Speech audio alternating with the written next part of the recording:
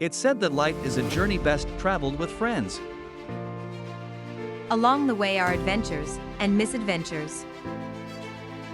But if you're Miz Mel's friend, you'll find some adventures. Join Miz Mel for misadventures with friends and explore the paths of friendship. Welcome back for part 2 of our chat with Lauren and Avonlea. We just word vomit at each other the whole time we're together. That's one of the key aspects of our friendship. It's like, we'll literally call each other and say, I just don't talk. I need to get this all out and then we can talk about it. And that all out could last for 5 minutes or it could be 30. You never know. That's such a wonderful thing to have, though. Yeah. To be able to just spew out anything and everything that's going on in your life without judgment. Mm-hmm. Well, and we're really lucky. And then deal with it. Yeah, at an early point. Well, I say early. It was not early. We've been friends for 20-something years. We were maybe 10 years ago. Because of our age, the internet has been a big part of our friendship and our relationships and our life. And at some point in high school, I think somebody on probably Tumblr or some other social media site had made a comment about hey, when you're talking to your friends, ask them at some point over some part of social media, it was presented to me when somebody's talking to you, ask them, what do you want from me in this conversation? And so we've been able to engage that the past 10 plus years of our relationship, and it has made our friendship, I would say, even better, because Lauren will call me and be like, hey, and I'm like, pause before you start. What do you need? Do you want advice? Do you want me to just listen? Do you want me to agree with everything you're saying? Yeah, do you want me to be your hype person? Yeah, they were wrong. Or do you want to be like, hey, have you maybe considered that they weren't wrong? You know what I mean? Having a person who can, one, you can word vomit at, or two, can be like, oh, I don't know, am I wrong? Lauren will call me and be like, am I crazy? Am I the bad person in this conversation? Or I'll do the same thing for her, we're having this moment. Okay, we have talked about this fabulous long-term friendship that you've had.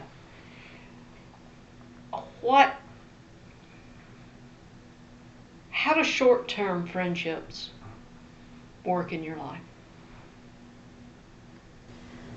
I think for a long time, it was hard for me to realize that short-term friendships were okay. There are people who come into your life in certain seasons, and then they leave your life, and that doesn't mean that you didn't love them, or that you didn't learn something, or they weren't important to you. It just means that you were growing into a different space. And it took me a long time to realize that was okay, because for a long time, all I had for friendship basis was Avonlea. And so when I got into middle school, I was bullied relentlessly. I was a human napkin for people at my lunch table. And that's not something that's easy to recover from. But there are people who make those situations easier. And Avonlea and I went to school in different counties. So I had someone who was previously my fiercest protector not around. And while I did kind of learn to stand up for myself throughout the years, in middle school it was really hard. I mean, nobody wants to be a 12-year-old who's getting mustard white on their shirt and having to explain to their mom, I can't wear these shorts anymore because there's mustard stains and it's not my fault. And we don't have money to buy new clothes. So you go to school with mustard stains on your shorts. And you have to find people at those stages in your life that help you survive. And I had these really intense friendships in middle school with these girls who helped me survive. And that doesn't take, when I went to high school and became homeschooled because I withdrew because of bullying, that doesn't, walking away from them and from that life does not mean that they were not important to me, or that I wasn't important to them. I know I was important to some of them. But they were there for that season in my life. And there's not really a space for them in my adult life. And that's fine. It's okay. Short-term friendships are what help you survive in the world. because they're people who meet you where you're at in that moment. Yeah. Or at least that's how I feel. Yeah, no, I would completely agree. I think for me, I think in analogies a lot, like that's how my brain kind of works. And so for me, when I think of like short-term friendships, I think of like utilitarian clothing, of like things that are like these clothes. When we would go backpacking through our scouting organization, I would be like, oh, I need really sturdy shoes. I need all of these things. But like we did that hike trip, the one that you and Miss Melissa had previously mentioned. I was in middle school. My feet have grown since I was in middle school. So yeah, those shoes were sturdy and they were important. They were really good for that hike. But if I were to try to put my big old ski feet in those boots again today, they're not going to fit because it doesn't fulfill the need. And I don't think that like friendships all have to be like need, an exchanging of needs and all of services and stuff like that. But like, it's also okay if that's what your friendship is for a time of like, we met each other's needs. We met each other where we were at, when we were there. And then there are some friendships that are like, your childhood blanket that you're an adult and you still have that thing under your pillow because it brings you comfort. It brings you joy. It's something that you can take forever. And like, if you're lucky to have more than one of those friendships, you're incredibly blessed. And if you're lucky to meet that friend when you're 20 and have that friend still when you're 50, like, lifelong friendships don't have to start when you're 7 or 4 and go your entire life. Like, you never know how long your life is going to be, So lifelong friendships, I think, are more about the quality of friend than necessarily the timeline, which I think maybe is counterintuitive with the title lifelong. But also that applies to short-term friendships. Yeah. It's more about the quality. Yeah. Like, just because they were only there for 3 years of your life does not take away from the fact that they changed you. Like, I have there's like a playlist of songs that remind me of this specific friend. And 7 years later, I have that playlist. And I remember how it made me feel and what that friendship taught me. And it carries me through. Like, there's nothing wrong with short-term friendships. I think short-term friendships are necessary because sometimes they see parts of you that your, for example, lifelong friendship can't. I had a friend when I was down by the coast who was there for me in a space where Avonlea couldn't because it took me 5.5 hours, sometimes 6.5, to get to her. Where we were living. Yeah. Versus 10 minutes down the road, I had another friend. And that person changed my life and created a space where I could emote properly and not feel shame. And you can't take that away from me. Just because we no longer live in the same area and we don't talk as much, like every now and then we shoot each other a message, just because we're not there all the time for each other anymore, does not take away the significance of what they did. Yeah. You both mentioned the village. Listeners, you've probably heard the phrase, it takes a village to raise a child. Well, we have been blessed with a village of 7 close families. Other families have come in and gone out throughout the years, and we've raised our kids.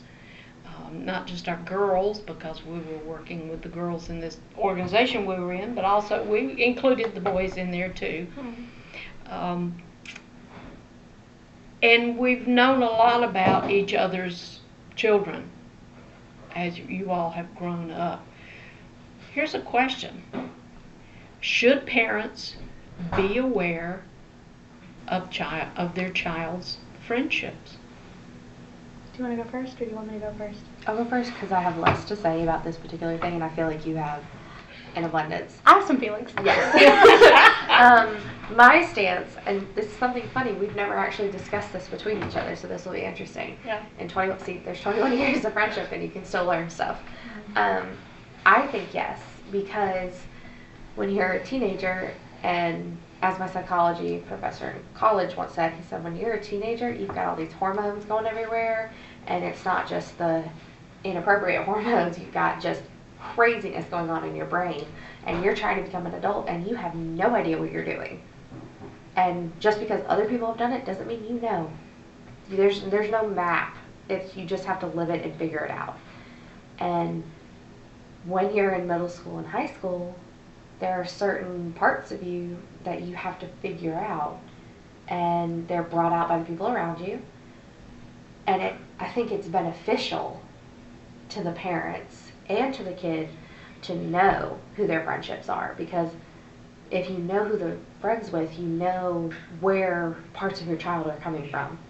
Like when I come home and I carry a relationship from my school friends into my home life, and I'm acting a certain way because I was just with these people, that helps you understand, oh, Lauren's being super defensive because she just walked in the door from her friends, degrading her, or what her supposed friends were. Mm-hmm. And it took me a long time. It took Avonlea sitting me down and being like, these people are not your friends, to realize certain situations. But if you know who your child is friends with, you understand where parts of them are coming from. And that helps you be a better parent. And on the kid side, it helps, I want my mom to know where parts of me are coming from, because it teaches her how to react. Mm-hmm. And so it's not just beneficial for the parent, it's beneficial for the child too.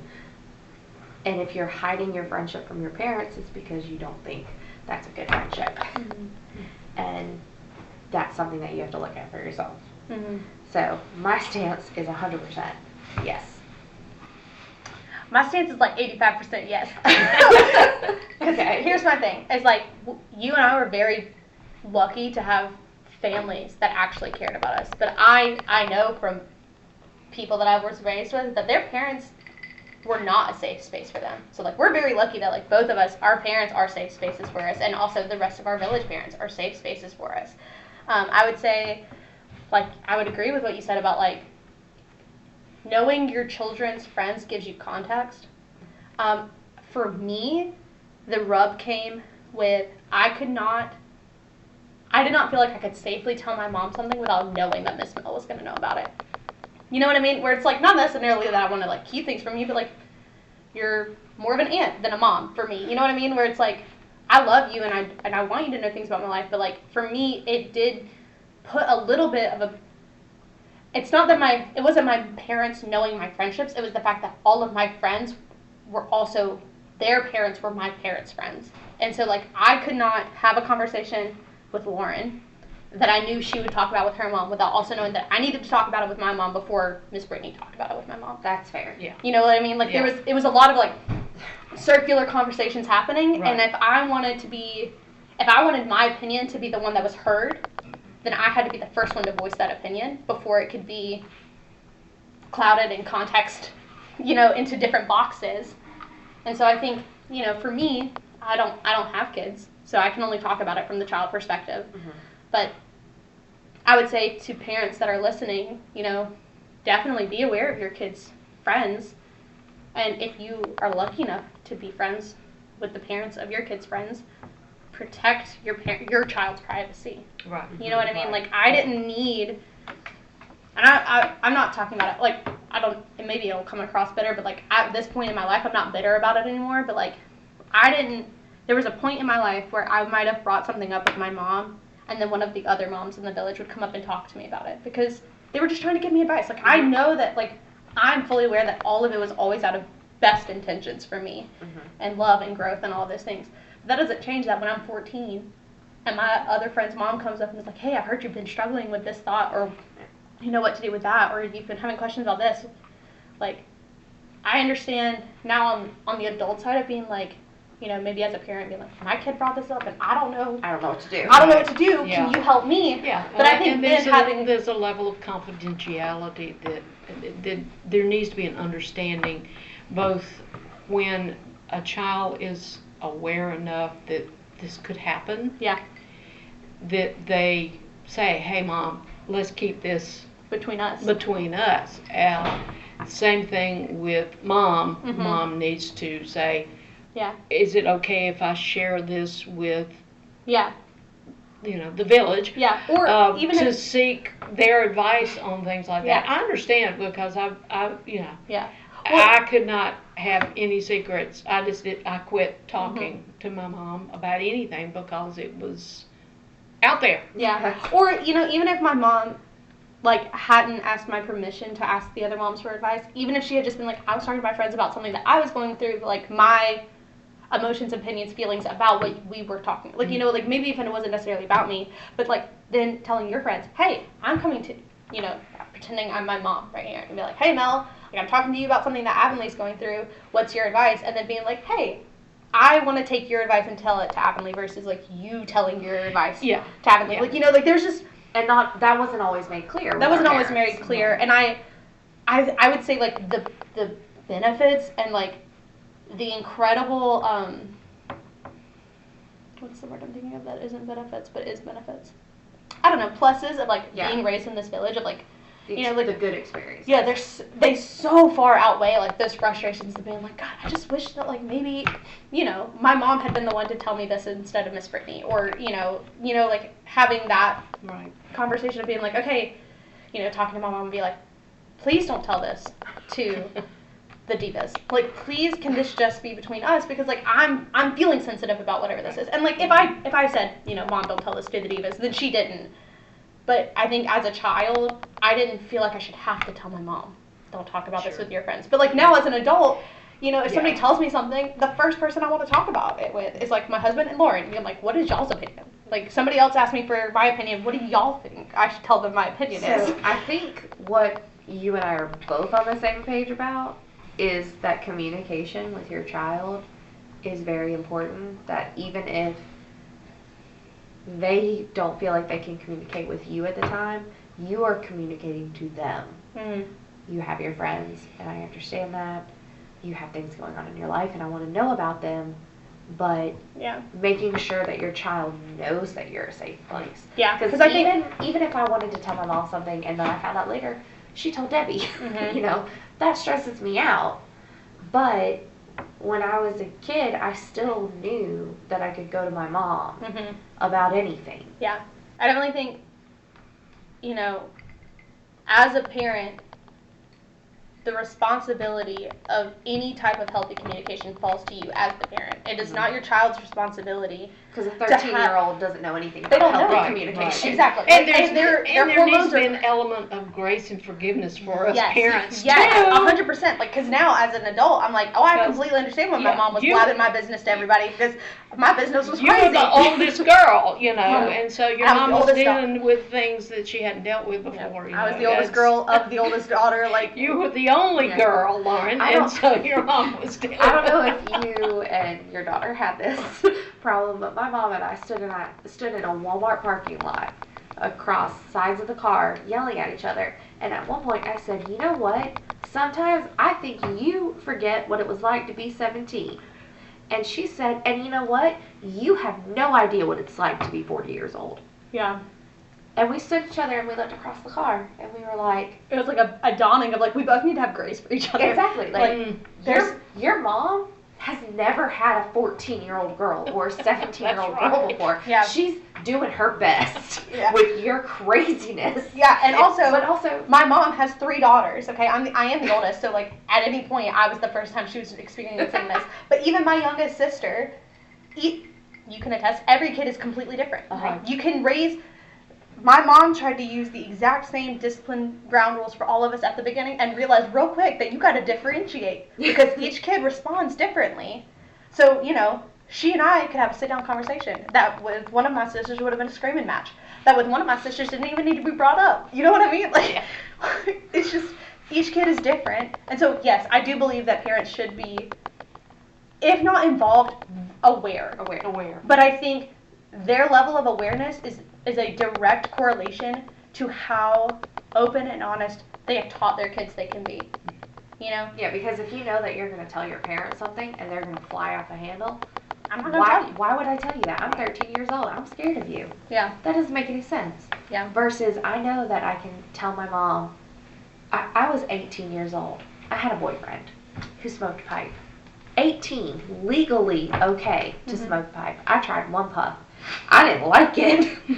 To be clear, I thought it was nasty, and I never wanted to do it again. I went crying to my mother because I said, I did this thing. and I can't believe I did it.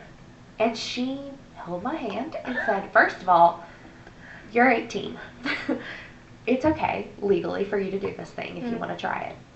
However, let me talk to you about my experiences with smoking. This is why I don't do it. And being able to have that dialogue is so important. And that starts with when your children are young, understanding their friends and like understanding who they're friends with.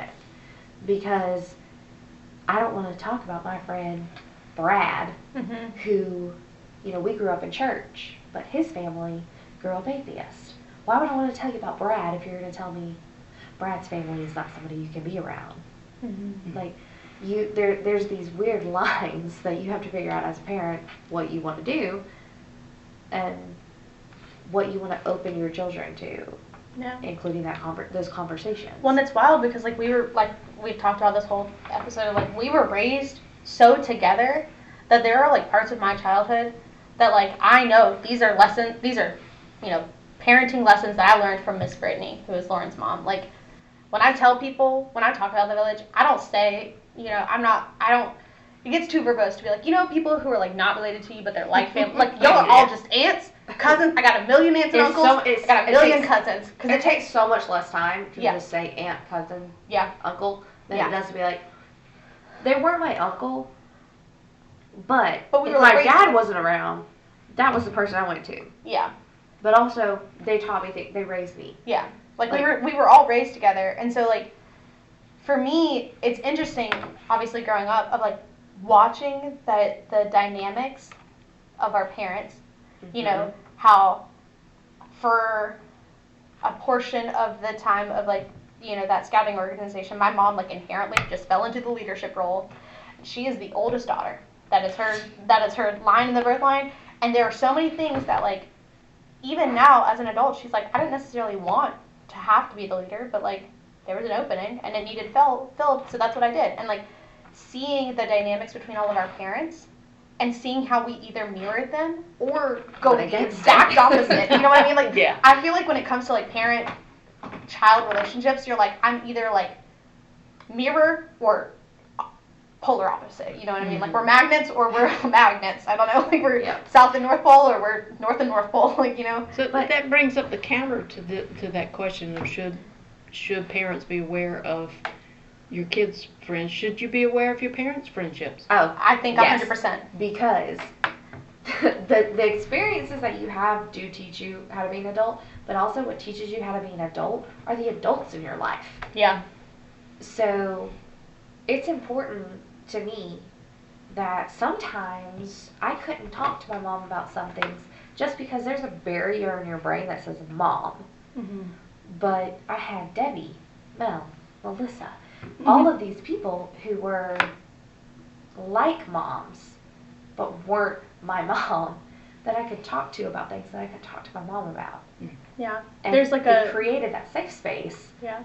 But it also created something where I could get different points of view. So then as a child, I'm stepping back and I'm seeing all these people in my life, including my mom, and I'm seeing how my mom has relationships with people who are different than her.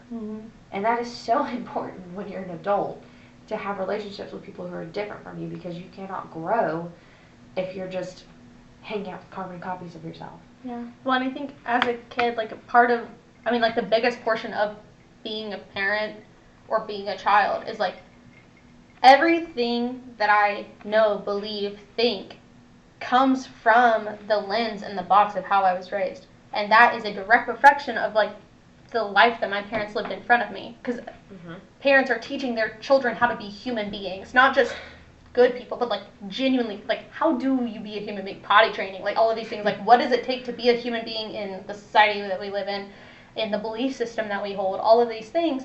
And for me, it was so good to see, like, my parents were very different people. My mom had so many friends, like the divas, all of these things. Like she was like a hotspot. And my dad, he was introverted. He had, you know, my mom was his best friend. He had a couple of friends. Like he was friendly with like, you know, all of my mom's friends, like their husbands. But like outside of my mom, he probably wouldn't have been friends with those people. Not because he didn't like them, but because he wasn't outgoing like that. He wouldn't have sought out friendships like that. And so for me, you know, it's like when you talk about being a kid and like, you know, it's important as a child to see what it looks like to fight in a healthy way, have a disagreement in a healthy way, and not just see your parents fight, but see them reconcile, to see what that looks like.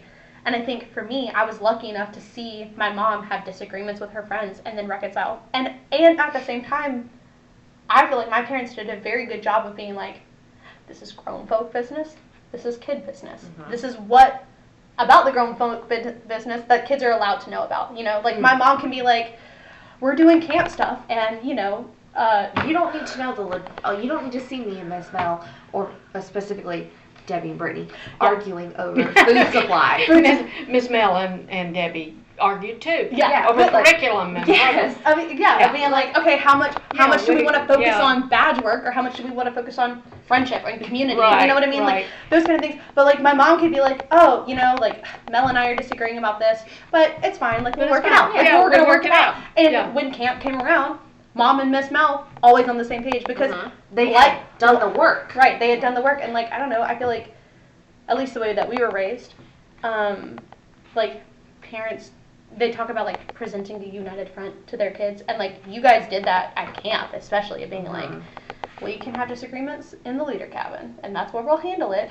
But like because I was the daughter of a leader, I knew that there were disagreements happening, but I also saw that, you know what, Lauren and I can disagree about something left, right, and center, but if we're talking to somebody else, especially when we were at camp and we were in the leadership position, none of the kids who were younger than us at camp knew that Lauren and I thought something different about the way that lifeguarding should go. You know what I mean? Or the moms. There were moms who were not in leadership positions, as in they did not run the camp, but they were leaders over their own squads. We had one mom come up to us while we were lifeguarding, and when you're lifeguarding, for anybody who has ever been a lifeguard, you know that it's hard, and you have to be focused on the kids in the water 100% of the time. Especially in a lake, because you can't see under the water. You are responsible for them. So you're focused. We had moms who would come up to us and try to pull our focus, to share their disagreements, or whatever they were talking about. They pulled your focus, and you have to rely on the other person. And with those moms, me and Avonlea were 100% on the same page. We would get back to our lifeguard cabin at night and say, okay, how are we going to handle this tomorrow? But in that moment, that's your partner. You back them up, and that spills over into the rest of your life. Yeah. But also, I feel like it's important how you said, you asked if we should be aware of the friendships. And I think that's important because as a child, you, like Avonlea said, they're teaching you how to be humans. And part of being human is community. You cannot survive without community. So being aware that your friends have, or your parents have friends, is so important because that teaches you, that's important for me to have as a grown-up. And even though most of my parents' friends had children that were my friends, I knew that my friendship with their kids, like their friends' kids, my mom was going to be best friends with Mel whether or not I liked Hannah. You know what I mean? Like she was going to be friends with, she did stay friends with Miss Brittany when Lauren and I were in middle school, and we were like, you know what, maybe we're not actually that close. Like we don't have to be friends. And I'm glad that, you know, my mom and Miss Brittany were like, oh, no. Yeah. Or you don't have to be friends with Lauren. My mom literally told me, you don't have to be friends with Lauren anymore, but you're going to see her because I'm friends with Brittany. Right. And, like, you don't get to dictate my friends. Yeah. And I don't know, I feel like my parents were really good at the opposite of, like, I also don't get to dictate your friends. Like, if you want to stay friends with Lauren, and if for some reason Mom and Brittany had a fallout, like, that didn't mean I couldn't be friends with Lauren anymore. Luckily, that never happened. Yeah. Thank God. Well, I'm eternally grateful that you all have, even though you all of our kids together, we forced you to be together. But we were able to be together. Y'all were friends. We were friends, yeah. Not best friends, not closest friends. We were friends for a season. I know, Lauren, I'm eternally grateful for you taking my daughter in when we first started coming to camp and stuff, and making her feel comfortable and a part of the group and that sort of thing. Well, and on the flip side of that, when I was talking about short-term friendships, Hannah saved my life. My junior year, I wanted to take my own life. And Hannah's presence and just unabashed friendship saved my life. Mm-hmm. Like, and I wouldn't have that if you and my mom were not friends. Yeah. So your parents having friends brings other people into your life who greatly impact it. Yeah. And there's no comparison to that. Because you're there, because you love the same people. Mm-hmm. And it is amazing how much loving the same person draws you together. I think about Avonlea's little sisters are my little sisters. I love their husbands so much because I love my sisters. And it's amazing how much like loving the same person just ties you in, and it gives you a common ground. And friendships are not all the same, and that's okay. Yeah. And it's really cool whenever your parents' friends come into your life, and because of them being friends, you have this whole world. Mm-hmm. Or on the flip side, my mom is very upfront. She says the village was born because Avonlea decided to be my best friend. Our families became forever united because of us. Yes, our older brothers were friends, but our brothers were friends of convenience at first. But me and Avonlea being friends is what drew these 7 families together and changed our lives. Like, we didn't have to be married. We didn't have to fall in love. We were just friends, and that friendship changed the course of 7 families and like 50 people. And that's also camp. And camp. Like, you know That's what I mean? insane. Which is hundreds and hundreds of people. That's Yeah. insane. People don't Yeah. have that. Like, Yeah. it's crazy. And so being aware of your children's friendships and having your children being aware of your friendships changes everybody's lives around you. Yeah, it's definitely like that drop in the water, and like we're never gonna know the ripple effect of our relationship, whether or not it's just, you know, it's a tiny little pond or it's a big old ocean. You never know. Right. You know, it's exciting. We just have a unique I'll look just- on friendship because everybody gets to say, my friendship is special. But I don't know, I feel like everybody feels that about their friends. But I get to look at the world around me and know that my friendship with Avonlea is special. Yeah. And I could talk to her or about her for hours. Clearly. Like, obviously. Well, since we don't have hours, Yeah. I'm going to wrap us up Yeah. with one final question for the two of you, and this might take us another few minutes, but we're gonna throw this out here. What is your favorite friend memory, or you can put it in quotes, favorite friend memory, or your favorite friend memory From memory. that you can safely share? Okay. Oh, there's just so many. I have to sit through 21 years. Yeah. I think I'm gonna pick 2. Okay. Okay. I'm gonna say it's funny because I was so young that, like, you know, formative memories don't really start forming until you're about like 5 or 6. And so one of my very first formative memories is telling Lauren she's my friend. Mhm. And so I'm gonna pick that one because that feels significant, Right. and correct. And like, you know, if I was taking a quiz, like obviously that has to be the answer of being like walking up and being like, "You're Michael and Andrew's little sister," and she'd be, I'm like, "You're my best friend." She'd, like, sure, okay. And I would say the other one, I would say probably my other favorite friend memory. I want to pick a funny one, but like, honestly, here's a question. Can we have our serious friend memory, and then I have one memory that I know we both are thinking of, which is a funny memory. Yeah. Oh, Okay. I All like right, so fun. do your serious one. My serious one was I was in a significant relationship that ended very poorly, and Lauren and I happened to be in the same town when I found out that that relationship was ending. And she drove me 3 hours back to where the person was at that time, because we were in a long distance relationship, and I came in and I was like, "Hey, I'm not in this relationship anymore, I don't think." And she was like, "Huh?" and drove me to where the person was for us to have like this whole confrontation.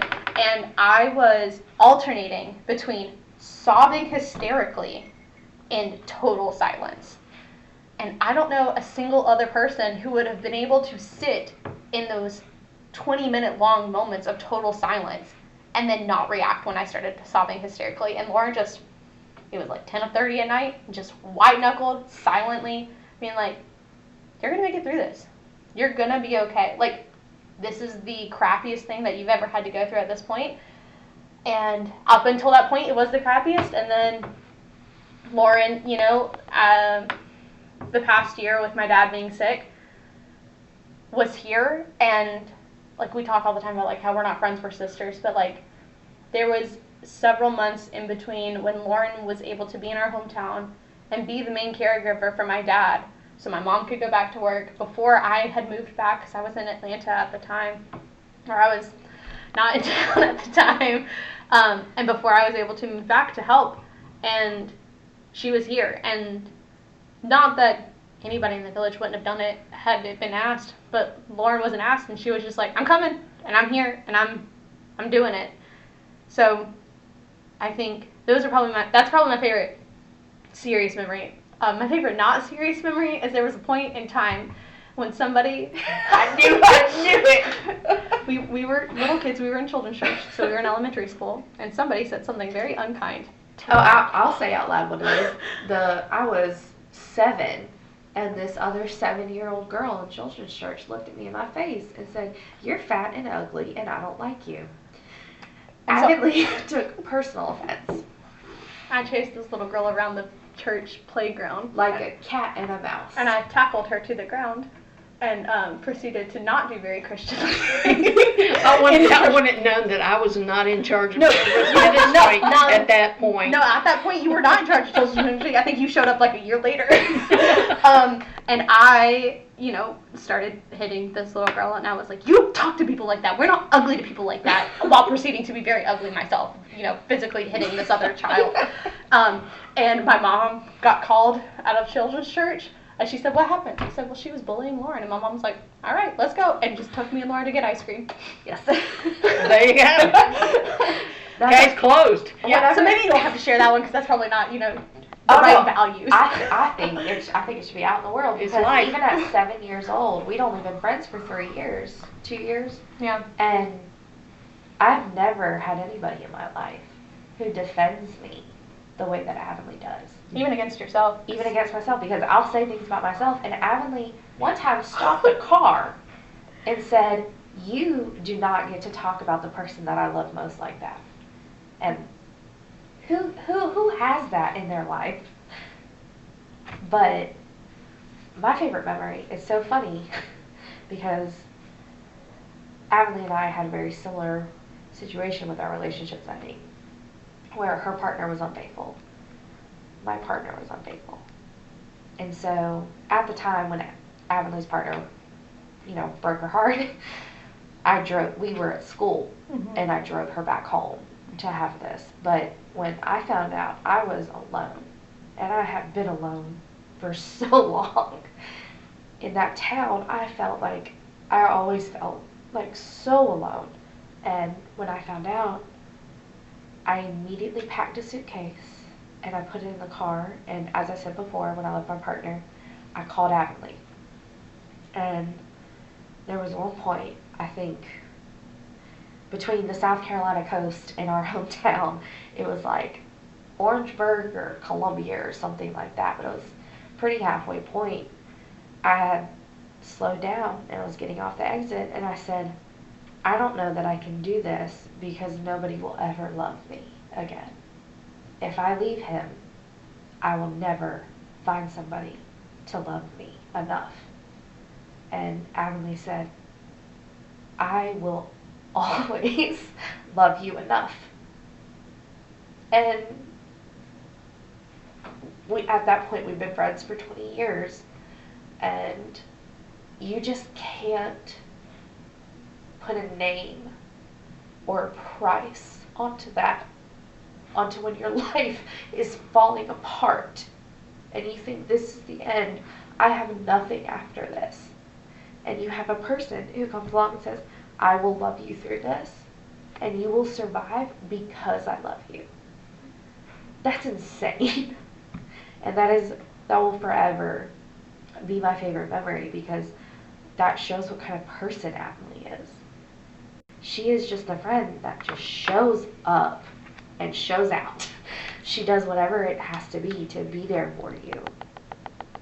And that was that moment where I realized, even years later, she doesn't have to love me. I'm exhausting sometimes.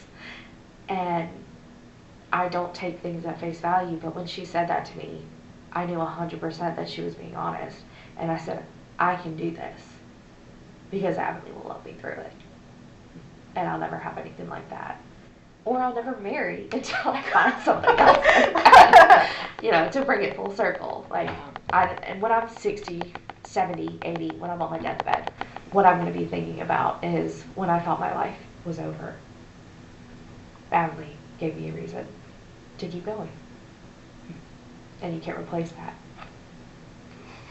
A beautiful, beautiful friendship as you stick your tongues out at each other across the table. Look, don't make me feel emotion, okay? Oh, goodness. You two are special young women and really do have a beautiful friendship. And I'm so very thankful that you have felt comfortable enough sharing it.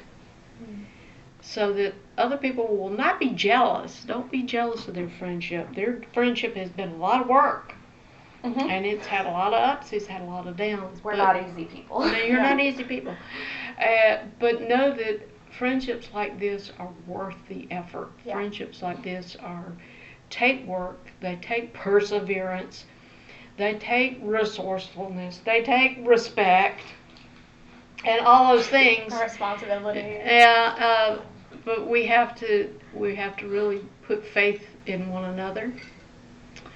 We have to put faith in God to see us through the tough times and the hard times. It's just really, really special. I thank both of you, Avonlea and Lauren, for chatting with us and sharing another Ms. Adventure. We didn't even touch on those adventures that we've had.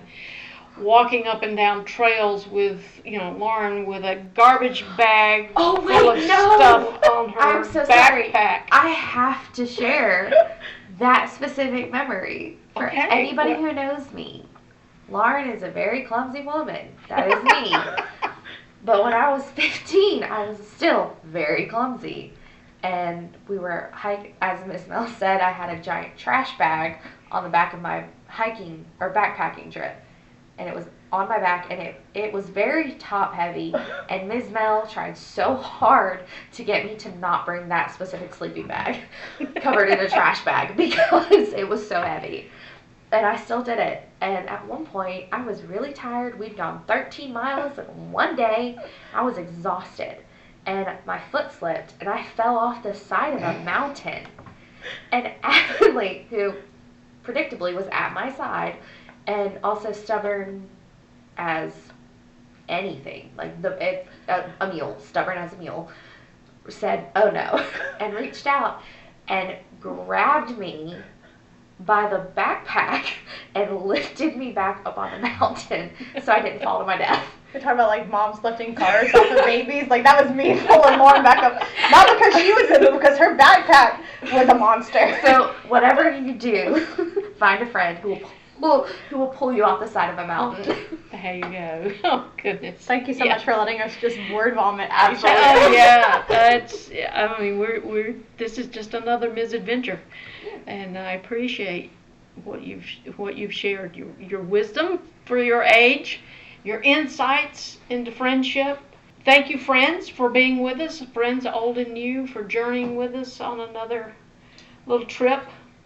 And it was a trip, put it that way. I look forward to talking with your moms, if I could ever strong-arm them into sitting down to have a chat with me. This has just been fun. Friends, give us a thumbs up on Facebook or Instagram. Find us there.